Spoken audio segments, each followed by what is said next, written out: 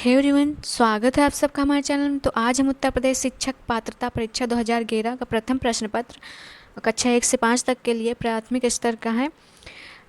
बाल विकास एवं शिक्षण विधि से क्वेश्चन लेकर आए हैं जो बहुत ही इम्पोर्टेंट है आने वाली परीक्षाओं के लिए, UP TET, C TET, M TET सभी के लिए। तो इसका पहला क्वेश्चन है, आप एक अति सक्रिय बालक को कैसे सही दिशा में लाएंगे। तो इसका जो राइट आंसर है ऑप्शन नंबर सी है, उसे श्यामपट्ट आदि साफ करने का काम देंगे। तो ये सही आंसर है। एक अति सक्रिय बालक को सही दिशा देने के लिए बालक को सही निर्देशन की आवश्यकता होती है तथा ऐसे बालक को कक्षा के कार्यों का नेतृत्व करने का कार्य प्रदान कर, जैसे उसे कक्षा का मॉनिटर बनाकर तथा अन्य कक्षा कार्य सौंपकर उसे व्यस्त रखा जा सकता है। नेक्स्ट क्वेश्चन देखते हैं, पृथक पृथक समजाति समूहों के व्यक्तियों के प्रति बच्चों की अभिवृत्ति साधारणतया आधारित होती है। ऑप्शन नंबर ए है, उनके अभिभावकों की चित्तवृत्ति पर, उनमें समकक्षियों की अभिवृत्ति पर। ऑप्शन नंबर सी है, दूरदर्शन के प्रभाव पर। ऑप्शन नंबर डी है, उनके सहोदरों की अभिवृत्ति पर। तो इसका जो right answer option number A है, उनके अभिभावकों की चित्तवृत्तियों पर। पृथक पृथक समजाति समूह के व्यक्तियों के प्रति बच्चों की अभिवृत्ति साधारणतया उनके अभिभावकों की चित्तवृत्ति पर आधारित होती। बच्चे जिस वातावरण में रहते हैं उनका उन पर सीधा असर पड़ता है। नेक्स्ट क्वेश्चन देखते हैं, आपको अपनी कक्षा में 2 मंदबुद्धि बच्चों को बैठाने के लिए बोला गया है, तो आप क्या करेंगे। ऑप्शन नंबर ए, उन्हें अपने विद्यार्थियों के रूप में ग्रहण कर लेंगे। बी है, प्रधानाध्यापक को उन्हें किसी और कक्षा जो कि मंद बुद्धि बालकों के लिए विशेष रूप से चिन्हित है उसमें बैठाने के लिए बोलेंगे। और सी है, ऐसे विद्यार्थियों को सिखाने की तकनीक सीखेंगे। तो इसका जो राइट आंसर है ऑप्शन नंबर सी हो जाएगा। नेक्स्ट क्वेश्चन देखते हैं, एक शिक्षक को साधन संपन्न होना चाहिए, इसका क्या अर्थ है। तो ऑप्शन नंबर है, उनके पास पर्याप्त धन संपदा होनी चाहिए ताकि उसे शिक्षण देने की ज़रूरत ना पड़े। ऑप्शन नंबर बी है, उनका अधिकारियों के उच्च स्तर से संपर्क होना चाहिए। ऑप्शन नंबर सी है, उनका अपने विद्यार्थियों की समस्याओं को हल करने का पर्याप्त ज्ञान हो चाहिए। और ऑप्शन नंबर डी है, विद्यार्थियों के प्रति उनकी प्रसिद्धि होनी चाहिए। तो इसका जो right answer option number C हो जाएगा। नेक्स्ट क्वेश्चन देखते हैं, बच्चों में संवेगात्मक समायोजन प्रभावी होता है। तो इसका जो राइट आंसर है डी हो जाएगा। व्यक्तित्व निर्माण में, कक्षा शिक्षण में, अनुशासन में, सभी हो जाएगा। नेक्स्ट क्वेश्चन देखते हैं, कक्षा में विद्यार्थियों की रुचि बनाए रखने के लिए एक शिक्षक को उचित है। इसका जो राइट आंसर है ऑप्शन नंबर सी है, कहानी कहना। कहानी के द्वारा रुचि बनाया जा सकता है। कक्षा में विद्यार्थियों की रुचि बनाए रखने के लिए एक शिक्षक कहानी का सहारा लेता है। कहानी पद्धति से शिक्षण कार्य संपन्न करते समय यह आवश्यक है कि वह कहानी छोटी व पाठ से संबंधित हो। कहानी की विषय वस्तु और स्वरूप बच्चों की भाषा और साहित्य के अनुभवों को विस्तार देने के साथ साथ पढ़ना और लिखना सीखने का भी आधार देते हैं। नेक्स्ट क्वेश्चन देखते हैं, विद्यार्थियों को विद्यालय में खेलना क्यों उचित है।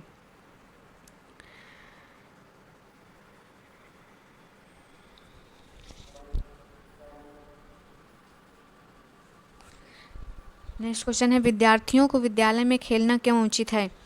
तो इसका जो राइट आंसर है ऑप्शन नंबर है डी, यह सहयोग एवं शारीरिक संतुलन का विकास करेगा।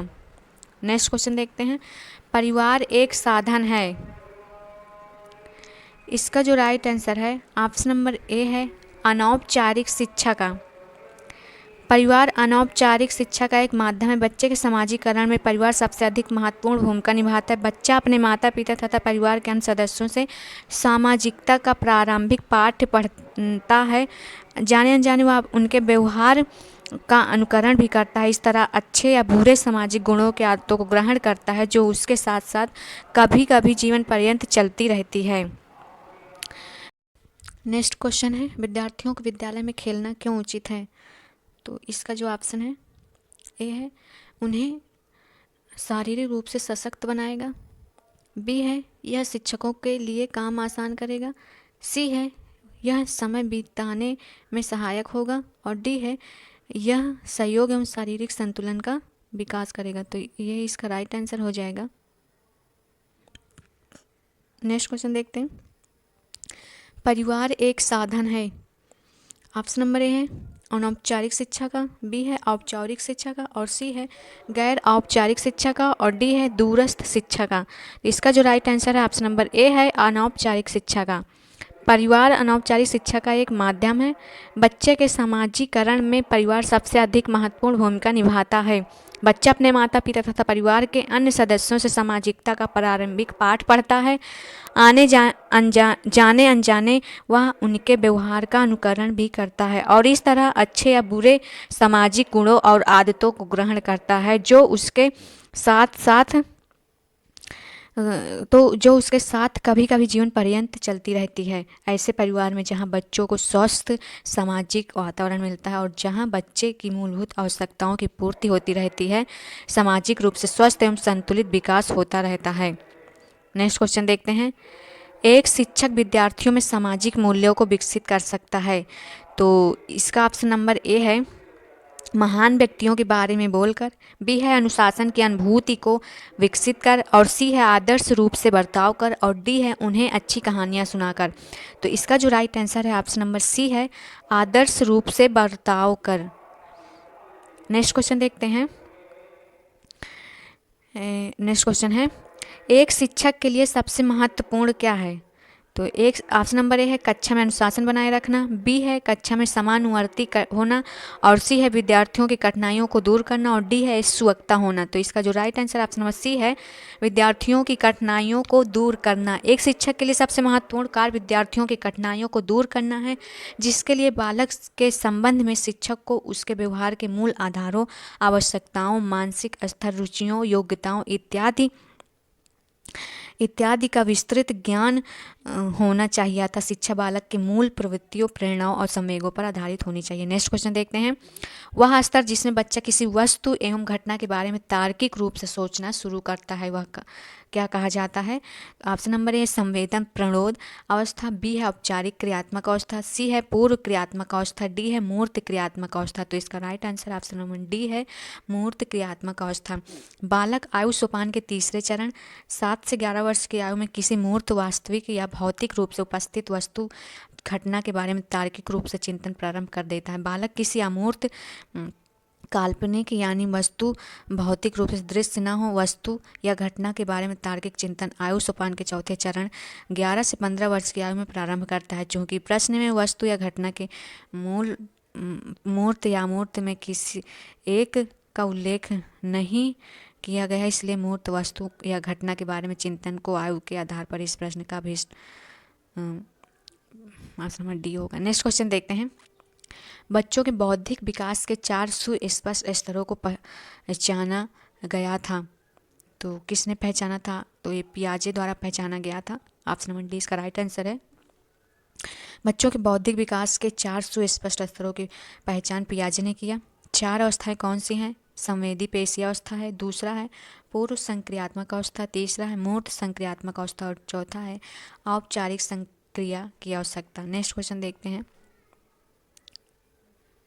अल्पवयस्क बच्चों के अधिगम प्रक्रम में अभिभावकों की भूमिका होनी चाहिए। तो ऑप्शन नंबर ए है निषेधात्मक, बी है अग्र सक्रिय, सी है संवेदात्मक, और डी है उदासीन। तो इसका right answer option number C है संवेदनात्मक। नेक्स्ट क्वेश्चन देखते हैं। बच्चों के संज्ञानात्मक विकास को सबसे अच्छे तरीके से कहाँ परिभाषित किया जा सकता है? तो ऑप्शन नंबर ए है खेल के मैदान में, बी है विद्यालय एवं कक्षा में, सी है ऑडिटोरियम में, डी है गृह में। तो इसका जो right answer option number B हो जाएगा, विद्यालय एवं कक्षा में। नेक्स्ट क्वेश्चन देखते हैं। डैश डैश है, उसके बाद है को अनुप्रेरित के शिक्षण के एक संकेत के रूप में विवेचित किया जाता है। ऑप्शन नंबर है कक्षा में अधिकतम उपस्थिति, बी है शिक्षक द्वारा दिया गया उपचारात्मक कार्य, और ऑप्शन नंबर सी है विद्यार्थियों द्वारा प्रश्न पूछना, और ऑप्शन नंबर डी है कक्षा में पूर्ण निरंतरता। ऑप्शन नंबर सी इसका राइट आंसर हो जाएगा। नेक्स्ट क्वेश्चन देखते हैं। बचपन का सांप्रतिक दृष्टिकोण की मान्यता है। इसका जो राइट आंसर है ऑप्शन नंबर डी है बचपन वृद्धि एवं परिवर्तन की अनूठी अवधि है। नेक्स्ट क्वेश्चन देखते हैं। एक प्रमाणीकृत पठन परीक्षण लेने के लिए 5वीं कक्षा को प्रस्तुत करने में शिक्षक को आधिकारिक परामर्श दिया जाता है कि, तो इसका जो ऑप्शन नंबर ए है बच्चों को बोलना कि परीक्षण बहुत महत्वपूर्ण है तथा वह उससे इसे बहुत सबसे अच्छा प्रदर्शन करेगा। बी है पूर्ववर्ती परीक्षा में प्रधान प्रश्नों को चिन्हित करना एवं छात्रों को उसे उत्तर देने की अनुमति देना। और सी है निम्न कोटि के पाठकों को प्रशिक्षण देना ताकि कक्षा के शेष बच्चे किसी भी तरीके से अच्छा करें। और डी है परीक्षण में आने वाले समान प्रकार के प्रश्नों के उत्तर देने के लिए छात्रों को अभ्यास कराना। तो इसका जो राइट आंसर है ऑप्शन नंबर हो जाएगा डी। नेक्स्ट क्वेश्चन देखते हैं। असंगठित घर से आने वाला बच्चा सबसे अधिक कठिनाई का अनुभव करेगा। तो इसका जो राइट आंसर है ऑप्शन नंबर बी हो जाएगा, स्वतंत्र अध्ययन में। नेक्स्ट क्वेश्चन देखते हैं। आप देखते हैं कि एक छात्र बुद्धिमान है।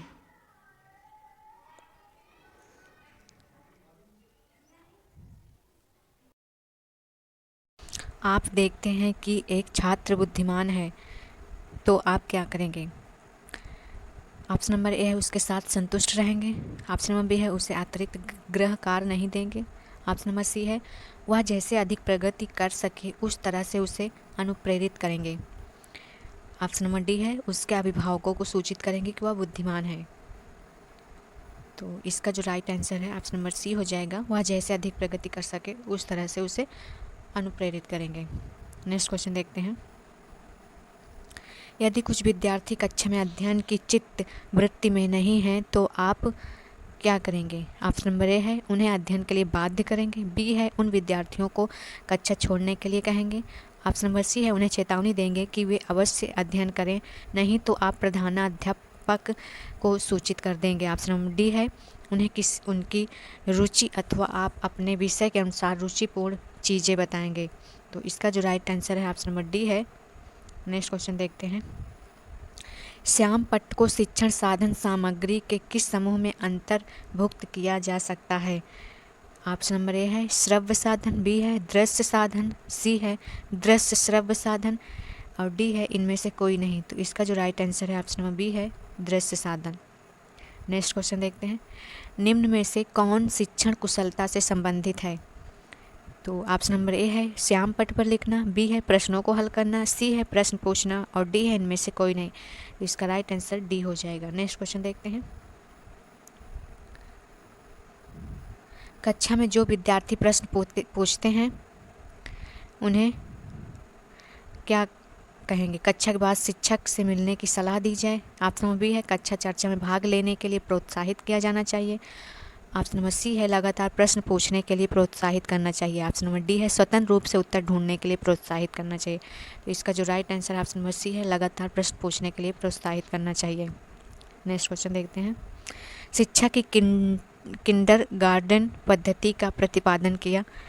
तो किंडरगार्टन पद्धति का प्रतिपादन किसने किया? तो ये प्रोवेल ने किया था। फ्रेडरिक प्रोवेल ने शिक्षा की किंडरगार्टन पद्धति का प्रतिपादन किया।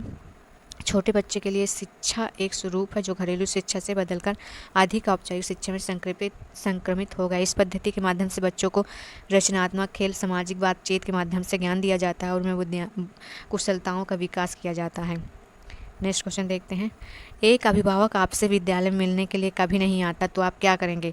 ऑप्शन नंबर ए है बच्चे की उपेक्षा करेंगे, बी है अभिभावक को लिखेंगे, सी है आप स्वयं उनसे मिलने जाएंगे, ऑप्शन नंबर डी है बच्चे को दंड देना शुरू करेंगे। इसका जो राइट आंसर है ऑप्शन नंबर सी है आप स्वयं उनसे मिलने जाएंगे। नेक्स्ट क्वेश्चन देखते हैं। निम्न कक्षाओं में शिक्षण की खेल विधि आधारित है। ऑप्शन नंबर ए है शारीरिक शिक्षा कार्यक्रमों के सिद्धांत पर, बी है शिक्षण की विधियों के सिद्धांत पर, सी है विकास एवं वृद्धि के मनोवैज्ञानिक सिद्धांत पर, डी है शिक्षण के सामाजिक सिद्धांतों पर। तो इसका जो राइट आंसर है ऑप्शन नंबर सी है विकास एवं वृद्धि के मनोवैज्ञानिक सिद्धांत पर। नेक्स्ट क्वेश्चन देखते हैं। डिसलेक्सिया किससे संबंधित है? डिसलेक्सिया पठन विकार से संबंधित है। डिसलेक्सिया पठन विकार से संबंधित है। डिसकैलकुलिया गणितीय क्रियाओं में कठिनाई से संबंधित है। एफेजिया मौखिक अधिगम में दोष से संबंधित है। डिसग्राफिया लिखने में कठिनाई से संबंधित है। डिसलेक्सिया पठन से और डिसग्राफिया लिखने से संबंधित है। नेक्स्ट क्वेश्चन देखते हैं। विशेष रूप से ज़रूरतमंद बच्चों की शिक्षा का प्रबंध होना चाहिए। ऑप्शन नंबर ए है दूसरे समान बच्चों के साथ, बी है विशेष विद्यालयों में विशेष बच्चों के लिए विकसित विधियों द्वारा, सी है विशेष विद्यालय में, डी है विशेष विद्यालयों में विशेष शिक्षकों द्वारा। इसका जो राइट आंसर है ऑप्शन नंबर ए है दूसरे समान बच्चों के साथ। नेक्स्ट क्वेश्चन देखते हैं। अधिगम के प्रक्रम में अभिप्रेरणा है। ऑप्शन नंबर ए है सीखने वालों की स्मृति को तेज बनाता है, बी है पुराने अधिगम से नए अधिगम को विभेदित करता है, सी है एक दिशी रूप से सोचने में सीखने वालों को प्रस्तुत करता है, डी है नए सीखने वालों में अधिगम के लिए रुचि का सृजन करता है। इसका right answer option number D है। नेक्स्ट क्वेश्चन देखते हैं।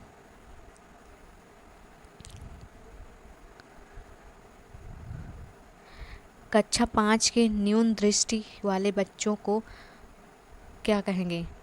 ऑप्शन नंबर ए है निम्न स्तर के कार्य करने के लिए माफ़ करना उचित है, बी है उसके दैनिक कार्य में उसके माता पिता तथा मित्रों को सहायता करनी चाहिए, सी है कक्षा में समान रूप से बर्ताव करना चाहिए एवं ऑडियो सीडी के जरिए सहायता प्रदान करना चाहिए, डी है कक्षा में विशेष बर्ताव करना चाहिए। इसका right answer option number C है